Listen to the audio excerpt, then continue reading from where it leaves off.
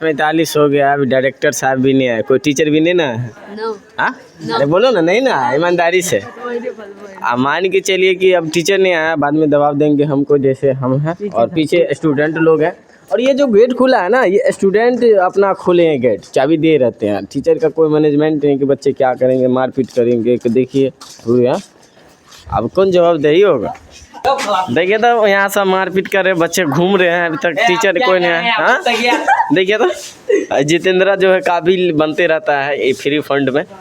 और देखिए ये लड़का है और यही सुबह में आता है, कोचिंग का गेट खोल देते हैं, ना डायरेक्टर आते हैं ना कोई आते हैं। अब बाद में झूठे के बदनामी करते रहते हैं, टीचर नहीं आते हैं, वो नहीं आते हैं। टीचर तो सही में नहीं आया, उनके एक सपूत टीचर हैं अमोद सर, वो भी नहीं आए फिर रे कभी। हमको तो गुस्सा भी आता है, जिनका नाम ले रहे हैं वो भी कम से कम आना चाहिए, कोई भी नहीं आता है।